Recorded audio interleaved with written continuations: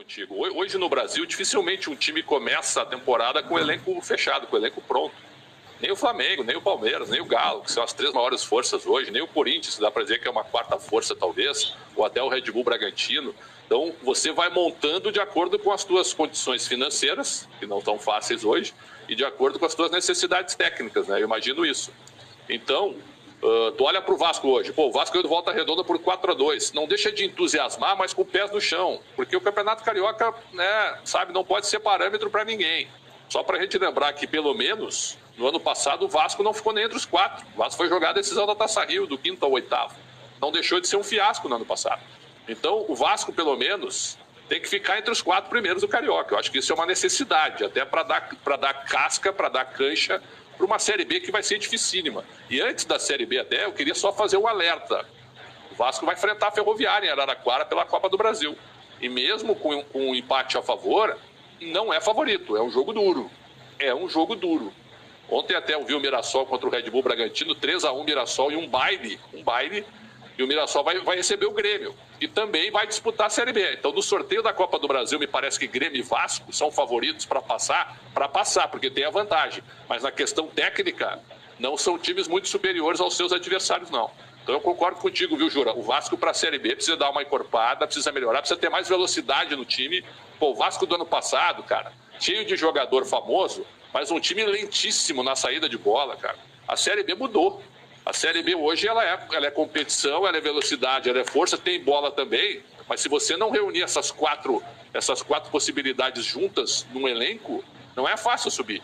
Porque tem muito time também que não tem o trauma de disputar a Série B, que está acostumado a jogar a Série B. E cada jogo ali é um jogo mais à vontade para eles. Mas para Vasco, para Grêmio, para Cruzeiro, né, agora para o Bahia, são jogos meio traumáticos, né, que você sabe que não pode tropeçar. E isso coloca uma pressão realmente muito forte. Mas eu concordo contigo.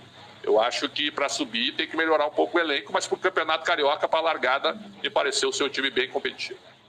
A realidade é o seguinte, vocês vascaínos estão sofrendo, eu não torço pro Vasco, mas eu fui colorado, e estou dizendo que fui mesmo porque o futebol me endureceu, né? O meu coração futebolístico ele ficou duro de tanta coisa que eu vi nos bastidores, né? E da maneira como o futebol se transformou em negócio, né? O futebol hoje, com o advento da lei Pelé, o Pelé não tem culpa, ele fez uma lei, mas hoje o futebol para mim ele tem hierarquia. A hierarquia começa por jogador, empresário, o presidente é o terceiro, hein? Presidente, o quarto é o executivo, o quinto é o treinador ou as torcidas uniformizadas, e aí você pode alternar entre um e outro, certo? Então, quando se define isso, o Clube de Regatas Vasco da Gama é uma piada, vai acabar, não existe mais. Isso é um absurdo, cara. Isso é um absurdo. O Vasco, e vocês que torcem pro Vasco, vocês não têm culpa das pessoas que querem destruir o Vasco, ou que só estão no Vasco por interesse. É porque é só isso que a gente vê, cara.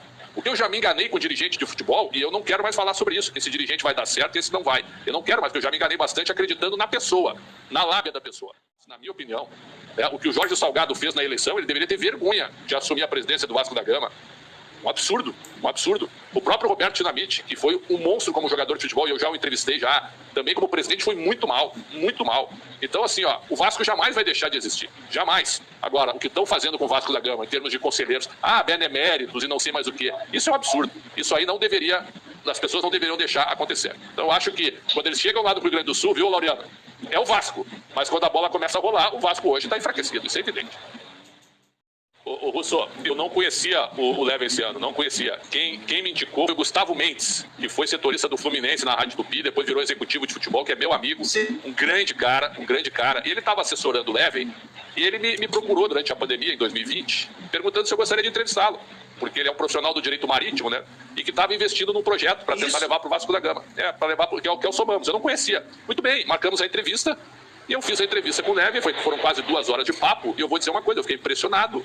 Fiquei impressionado com o que ele me passou. E até na live eu disse, olha, se eu fosse vascaíno hoje, depois dessa live, eu votaria no senhor. Foi o que eu disse, Ponto. E eu acho que o Leven merecia a oportunidade de ser presidente. Se daria certo ou não, isso é outra coisa. Eu já vi grandes dirigentes na minha frente, certo? Exatamente. Projetos, viu, sabe, com projetos em PowerPoint, me entregando dossiês com grandes coisas que não saíram do papel e que foram verdadeiros fiascos. Eu mesmo já achei que alguns dirigentes seriam grandes presidentes e tomei ferro. Os caras foram muito mal. Acontece, a gente vai se enganando. Então hoje eu piso em ovos para falar sobre candidatos e dirigentes. Mas o Leva esse ano merecia a chance de implantar o projeto que ele prometeu. Se ele não fizesse 10%, 20% do que ele estava dizendo, ele seria um fiasco também. Mas isso a gente não pode adivinhar. Acho que ele merecia a chance de tentar implantar alguma coisa. Porque, convenhamos, pessoal, se alguém... Eu moro em São Paulo, sou gaúcho. Mas se algum vascaíno hoje, em condição, em sã consciência, certo, gosta do que está acontecendo no Vasco hoje, é uma piada, né, cara? O Vasco da Gama hoje, cara, é uma vergonha o que fizeram com o Vasco. Terceira eleição subjúdice, cara. Mas o que é isso? Onde é que nós estamos? Os caras querendo apagar a luz durante a eleição. Com todo respeito, eu de longe, quem ganhou a eleição foi o Levenciano. Quem ganhou foi o Levenciano. O voto da urna, quem votou, na hora de computar os votos, quem ganhou foi o Levenciano. E eu não faço apologia dele, eu não conheço. O único contato que eu tive com ele foi nessa entrevista na minha live. Só isso. Eu não conheço ele pessoalmente. Eu só ouvi as ideias dele.